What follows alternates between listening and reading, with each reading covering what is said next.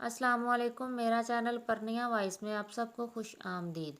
Sister, आपसे उम्मीद की जाती है वीडियो को लाइक करें और चैनल को भी सब्सक्राइब कर दें। शुक्रिया। सिस्टर, आज मैं एक नावल के साथ आपकी हाजिर खिदमत हूँ। चलिए चलते हैं नावल की जानिब, जिसका नाम है मजाजी खुदा। ये कुर्ता कैसा प्रेस किया है मेरा, आस्तीन की क्रेज तक तो सलीके से बिठाई नहीं गई तुमसे फोहड़ औरत। जुनेद और जैन अपनी छोटी खाला आफिया के घर आए बैठे हुए थे कि उजले सफ़ेद कपड़ों में रिफत खालू अचानक ही कमरे से बाहर आए और आते ही यकदम दहाड़े, 1000 बार कहा है कि मेरे कपड़ों को हाथ मत लगाया करो, खुद ही कर लूँगा मैं। कोई काम ढंग से आता भी है तुम्हें? रोटी है तो वो भी मोटी मोटी थोप लाती हो, और दही जमाना तो आज तक तुम्हें आया ही नहीं। वो मैंने तो बड़ा ही दबा के इस्त्री की थी, खाला मिनमनाई। शौहर का बिगड़ा मूड देखकर इनकी जबान लड़खड़ाई, रंगत पीली पड़ गई और हाथ में पकड़ी चाय की ट्रे भी लरज उठी। अक्ल कहीं बाजार से मूल आती तो छटाक भर तुम्हें भी ला देता, कुछ तो इफाका होता। इस सूरत हाल में जुनेद और जैन खाला की बेइज्जती पर नदामत से गंग रह गए। इन दोनों भाइयों के लिए मुंह में रखे कबाब को निगलना मुश्किल हो गया, जबकि खालू मेहमानों का लिहाज किए बगैर खाला को बेनकत सुनाकर जिस तेज़ी से बरामद हुए थे, इसी रफ्तार से वापस हो लिए। हमें भी अब चलना चाहिए। आंखों ही आंखों में एक दूसरे को उठने का इशारा करते हुए वो दोनों खड़े हुए। तुम लोग तो सुकून से चाय पियो, और ये समोसे और कबाब भी सारे ख़त्म करने हैं बच्चों।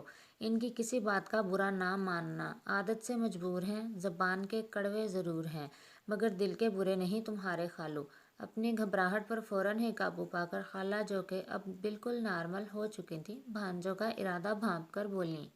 नहीं खाला, ऐसी कोई बात नहीं। अम्मी ने जल्दी वापस आने की ताकीद की थी। अभी कुछ और घरों में मिठाई देना बाकी है। खाला के खलूस का पास करते हुए आया कि जैन ने उज़र तराशा, तो जुनेद ने भी भाई की तायद में सर हिलाया। गो खाला के साथ खालू की बदसलूकी के बाद इन दोनों के लिए मज़ीद रुकना दुश्वार हो गया था, मगर फिर भी खाला के इसरार पर बड़े बड़े 2-3 घूंट में ही चाय ख़त्म करके वो जाने के लिए उठ खड़े हुए। हाय मेरी बहन बेचारी की किस्मत, एक खरांट और बदमिजाज इंसान से पाला पड़ गया है इसका। बेटों की ज़बानी सारा वाक़या सुनकर बड़ी आपा ने धड़ाधड़ सीना पीट लिया। यही तो रोना है कि इस मगरूर इंसान की नज़रों में आपी की कुछ वक़्त नहीं। तुम बच्चों के आगे हमने एक भरम रखा हुआ था, सो आज वो भी टूटा। अफसोस से वो बार बार हाथ मले जा रही थीं। अब इसे अपनी खामोशी में तो शरीक करना ही था। बच्चे का मेडिकल कॉलेज में दाखिला हुआ है। जहाँ सब मैके ससुराल वालों को मिठाई भेजी, वहाँ बहन को बुलाकर क्यों भूलती। फिर बच्चों के हाथ इसीलिए भेजी थी कि वो कम अज़ कम इनका ही लिहाज कर लेगा। हमसे तो इसे ख़ार है। सालों बाद मेरे बच्चे खाला के घर गए थे, मगर इसकी वही पुरानी आदतें, ज़रा ज़रा सी बात को लेकर आप ही को जलील करना और कोई आया गया ना देखना। उन्होंने फ़ौरन ही छोटे भाई नईम को भी फ़ोन घुमा डाला और लगी आहोजारी करने। फिर क्या करना है इस लावारिस का? अम्मा बाबा नहीं रहे तो क्या हम सब भी इसके लिए मर गए हैं? अब क्या इस दिन के मुंतज़िर हो भैया, जब वो तुम्हारी बहन को हाथ से पकड़कर घर से बाहर निकाल करेगा?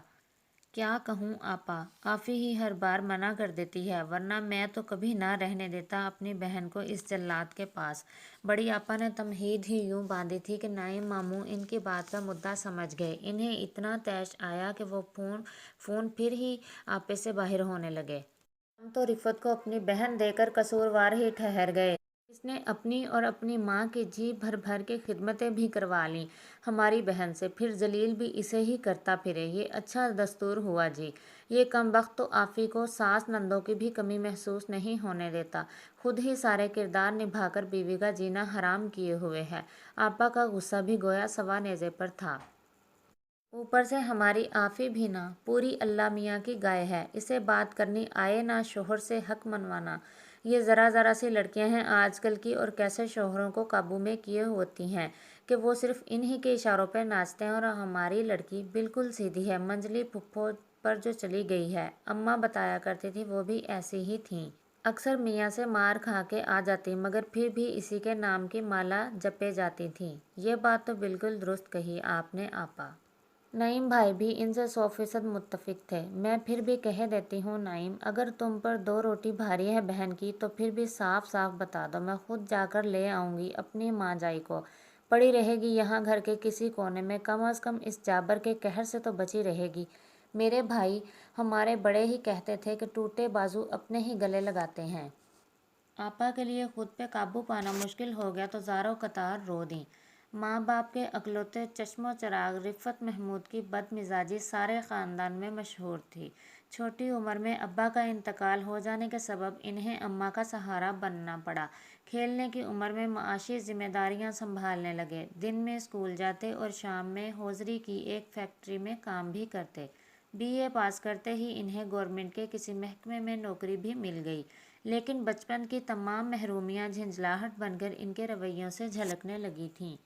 आफिया की शादी से आफिया से शादी के आफिया से इनकी शादी को 13-14 बरस बीत चुके थे, मगर ताहाल कोई फूल इनके आंगन में ना खिल सका। कुछ शुगर और ब्लड प्रेशर जैसे अमराज ने ऐन जवानी में लाहक होकर इन्हें मजीद चिड़चिड़ा बना दिया।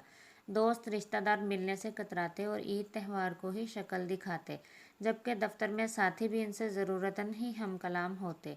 ले दे के एक शरीक हयात ही बची थी जो हमा वक्त इनके ज़ेरे अताब रहती। ये कोई मौका महल देखते न आए गए का लिहाज, बस मामूली सी बात को बुनियाद बनाकर बिगड़ जाते। बेचारी घर भी संभालती और इनके तमाम काम भी सरअंजाम देती, साथ ही शौहर की डांट फटकार भी वसूल करती। सास जब तक हयात रहीं आफिया ने दिल और जान से इनका ख्याल रखा, मगर जवाबन रिफ़त की तरफ से कोई शुक्रिया, कुछ तारीफ़ी जुमले या फिर मोहब्बत के 2 बोल तो कजा वो उल्टा ये धौंस ज़रूर जमाने लगे, तुमने अगर मेरी माँ की खिदमत ना की होती तो कब का तुम्हारी नालायकियों पर कागज़ देकर फारिग कर चुका होता। इतवार की छुट्टी के सबब इस रोज़ रिफ़त घर पर थे। खाना तैयार होने में ज़रा देर हो गई तो वो आफ़ी पर खुफा होने लगे। जल्दी जल्दी हाथ चलाती आफ़ी से बदहवासी के आलम में चाय का थर्मास गिरकर टूट गया। बस फिर क्या था, ये तप गए। अब तुम्हारी खोपड़ी में चाय डालकर रखूँगा क्या? ब्लड प्रेशर हाई हो गया। इन्हें सुस्त नकम्मी और न जाने क्या कुछ कहा। बस अब ना रुकूंगी यहाँ, बहुत करवा ली इज्जत। आफ़ी का हौसला भी दिन ब दिन जवाब देता जा रहा था। जब इनकी नज़रों में इतनी ही बुरी हूँ तो फिर यहाँ रहना भी बेसूद है। फ़ौरन ही फ़ोन करके नईम भाई को बुला लिया। जैसे जा रही हो वैसे ही आओगी, मुझसे कोई उम्मीद ना रखना कि तुम्हारे तरले मिन्नत करके वापस ले आऊँगा।